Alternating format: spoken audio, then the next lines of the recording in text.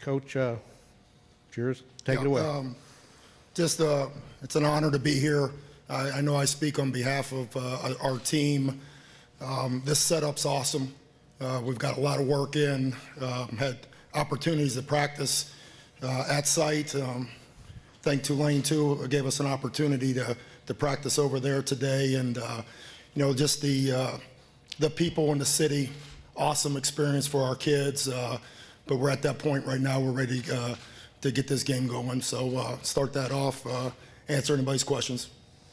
If you would raise your hand, they'll bring a microphone to you. And please identify yourself by name and media outlet. Hey Todd, how you doing? doing? Hey brother, what's up, man? Good. You probably had a little chance to look at this season defensively. What do you feel like you've done the best? Where has it maybe not come up where you wanted it? And what's it going to take Tuesday night? Well, we've settled in a little bit on our lineup. I think that's been important for us. We've had a little bit of a roller coaster of injuries, and I think the thing that we probably need to do a lot better job of, I know we've talked about this beforehand, is on our third down defense. I think it's noticeable right now. It's one of those things, and we're going against a very good third down offense. And I think that'll, the extension of drives with the more chances of explosive plays. And I think college football has come into, making sure the ball's in front of you, but more importantly is turnovers and third down defense. And those are the two things that I'd like to see majorly pick up this game coming up. Hey, Coach. Bob Ballou, CBS Austin. This morning, a lot of the Georgia players talked about how your defensive backs are really physical and they want to be full-on tackling as opposed to just trying to chop guys down. How proud does that make you when you hear another team talking about the physicality? Yeah, it's good to hear it because I know that was one of probably the gripes before we got here in terms of our physicality. But it's practiced. I think anybody that's come up and seen one of our look teams or just us going one-on-one versus our offense, it's not one of those things that you can turn on and turn off. It's you have to do it all the time, and there's an expectation. And your kind of rite of passage to get on this defense is you have to be physical. That's the one thing. And I think that's the kind of the demands of when we came in here, but now it's player-led. So if a player sees somebody being soft in practice or, turning down hits or whatever it is, they're kind of looking at us before they get on him and say, you know what, he doesn't belong on this field. So that's a great compliment, but it's one of the things that one of many things that our kids bought into when we first got here. This is the way we're going to do it. And once you put it on film in a game, or once they figure out, like, you know what, this is something that's unique, something that maybe not a lot of people are going to do in practice situations, and they feel like it's an advantage when they go to the game. So it's a good compliment for us. Over here on the left-hand side. Hey, Coach, this is Anthony Dash of UJSports.com. When you look at Georgia's offensive line, the size and athleticism there, just kind of what you see from those guys and the challenge that's going to be for your defensive front. Yeah, just massive. That's the biggest thing. The bigger bodies that can move. They're a zone team, so they can get that wave rolling on you and they can gobble you up. So it's going to be a heck of a challenge. You see a lot of the times you see some bigger body guys when they get to 320, 330. That you may be slow-footed, or you see guys that just can't move very well. These guys can. And when you look at the matchups, all this stuff, you look at how they recruited in the last couple years. I mean, they're getting these top guys that can play ball too. I mean, they're just not big, pretty-looking kids. They can play. So it's going to be a tremendous challenge for us. We're going to have to hold up. We're going to have to tackle really well, and we're going to have to anchor down, especially with our front three guys. Over here in the center. Todd, Chris Savares, KXAN News. When you look at Holyfield and Swift, that 1-2 combo in the backfield, what kind of challenges does that present? Yeah, they're kind of push button speed guys. Guys that can turn a corner as fast as guys that we've seen. And me personally, it's been a while, and it's a credit to those guys. When you think about the tailback position in the last couple of years and the guys that they've had come through their program. But both of them, the thing that I love about both those cats is they will try to run you over, too. They're not just all finesse guys, and they're not just, hey, listen, I'll outrun you. they'll put their shoulder down and they'll try to, and honestly, now I love that part of it.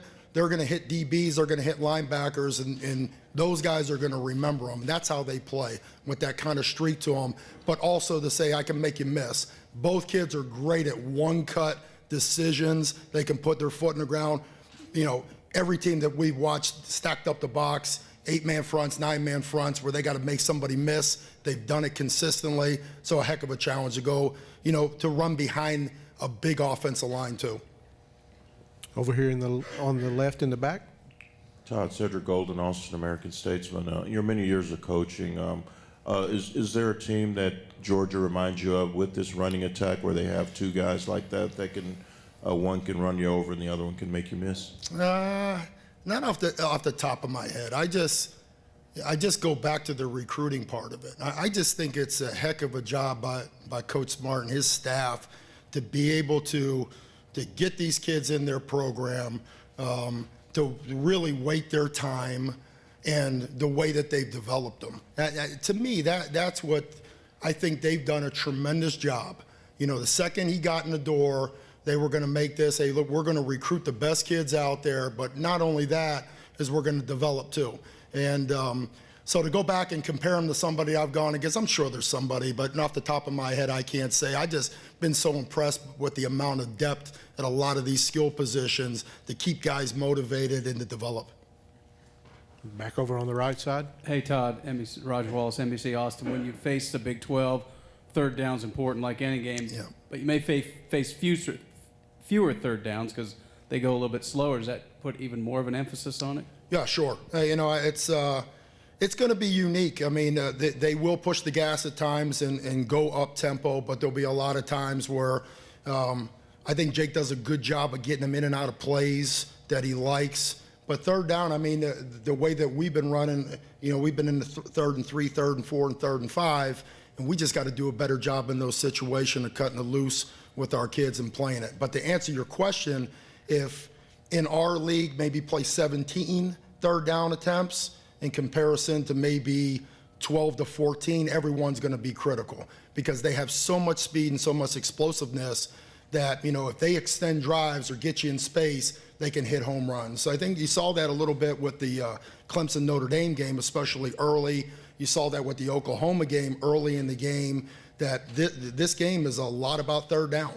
Third down turnovers, if you can get stops and get your offense on the field and at least minimum change field position, if you don't get scores, it's a big part of what the game is now. Over here on the left on the front row. It's Oliver Richardson from Orange Bloods. Coach, you always have messages to your team every week, just kind of things that you just want them to focus on, especially from a mental standpoint. What's been your message to your players leading up to the game? Well, I think it's a little bit twofold. I think, you know, great opportunity here, Sugar Bowl, we get it. But to go out there and remember the way that we've trained, it's been 5 months. I mean, when you really think about it, we started in like the first week of August. These kids have been together. We've been together for 5 months. You know, cut it loose. Cut it loose. Don't go out there and hesitate and do that stuff. I think when you get into these environments, and back in, 2010, 2012, when you're talking about our program at Texas, been on those big stage, and we hit a little bit of a lull, and then all of a sudden we get back into the big stage moment. You know, this is still a learning process for our kids, but I want them to understand that, you know, the way that we practice, the demands we put on you, you know, that stuff is there for a reason. So when you get into stages like this, you know, don't wait, don't evaluate, don't hesitate. Go out there from the kickoff and cut it loose. And I think that's probably the theme that kind of collectively overall to go along with, you know, this kind of the normal stuff that we talk about. You know, control the run game, get turnovers, and you know, limit them on third down conversions. That's kind of the defensive philosophy. But I can see this. You know, we got an opportunity to play in the Big 12 championship and went out there, and I thought for the most part there was some plays during the game where you feel like, hey, man, cut it loose, go, go, go. And I think this will be the same thing, where you get into a big stage versus an opponent that you have not seen before. Oklahoma a little bit different because we have played them before. There's a comfort level to go out there and just cut it loose. So we'll just keep talking about that in the next couple of days. And the real cool part about it, in my opinion, is this is it. This is it. There's no next game for the guys that are seniors. This is collectively our last game together as a group. So what is there? Just cut it loose and go have fun and go play really, really hard within our system in the way that you practice. And that's why the practice part is so important, because you kind of earn that right to go on the field by what you've done. And I thought we've practiced, in my opinion, very well since we've been here. And I thought we've had some really good practices back at home in Austin. Back over here on Brian front row. Davis, Austin American Statesman. Speaking of those seniors, we're not going to get to talk to you again until probably the spring. Right. So when you're looking at what is ahead for 2019, you rebuild the line, you're going to lose some DBs. What are some of the things at the top of your list that you're going to be addressing in January, February, and March? Well, did not get in specifics of that part, but obviously we will have a lot of experience that is gone. So I think that what it'll come down to is how these guys go in winter workouts, how they go in spring, how do we have to modify things, because we can throw a lot of defense at these kids because of a lot of them have played a lot of defense. So I think that'll be a decision there.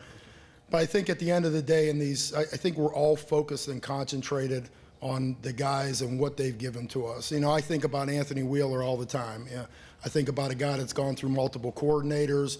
I think about a guy that, didn't have an opportunity for 2 years to go to a bowl game, now has an opportunity in the Sugar Bowl. So I think we'll get into that stuff after this game, after we get a chance to decompress, after we have one more run at the second signing date, and then we'll look back and we'll start looking at the cut-ups. We'll start looking at individual players and say, okay, this is what he really does well. This is what he doesn't, and we'll modify that way. But to give you a blanket kind of where the whole defense got, I don't know that. I haven't even went to that land yet, but we will. We'll go there in February and March before we go out in spring. We have time for one final question in the back. Craig Wade, Longhorn IMG Radio Network. Todd, we've talked, you've been asked about the offensive line and the running backs. We've talked quite a bit about the opposing quarterback. What's your take on Jake Fromm and his receiving quarterback? Yeah, well, the receivers are the same way. Big speed, great catch radius. And from Jake's standpoint, it's distributing the football. To me, he's in a check-with-me system. He'll get up to the line of scrimmage, make sure they're not in bad plays. If they're in a play, they'll run. But if you think about it, it's almost like a point guard distributed versus, an NBA All-Star team that are all great shooters. His job is to get the ball out to his playmakers. To go along with, to me, does a really good job of reading coverages and not making bad throws. So the combination, once again, goes back into distribute the football. And a lot of these guys can their top-end speed's incredible. It reminds me a lot of our league with some of the elite guys, some of the guys from Oklahoma, where it's just push button, and if you take a bad step or you're non-fundamental or you're high in your pad level, they'll go right by you. But, just been impressed. And once again goes back to just a great job of recruiting and developing by their staff. We actually have time for one more on the front row over here. Jeff Alhorns, 24/7. Todd, I want to ask you about Gary Johnson. I know this is your last game with Gary, and he's got some rareness to him with the sprint background, but when you look at his skill set, at 230 to not just run like he does, but the physicality aspect, is he really kind of the perfect linebacker you need, not just for the league, to defend spread offenses, but to play against a team like Georgia, and that skill set, as rare as it is, how have you tried to identify that, in recruiting? Because some of the guys you just signed, a couple weeks ago seem to have some of that type of skill set. Yeah, that's a really good question. Yes, on the kind of the mold of that linebacker. From our standpoint, that's seen on film, but it's documented through times. That was the one thing about Gary. It was documented that he went like 10.52. So once you see that, it's real. Sometimes on the actual recruiting film, somebody might look fast, but they might be going against not great competition, so they look a lot faster than what they do. But that's what we're looking for.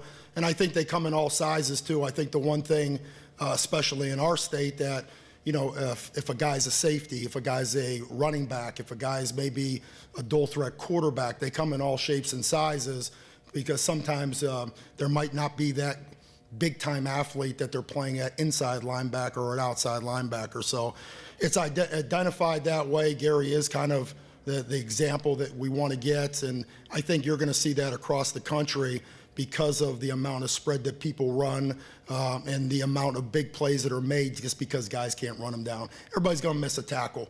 So the more speed you got on the field, the better off you have of getting them on the ground. Thank you, Coach.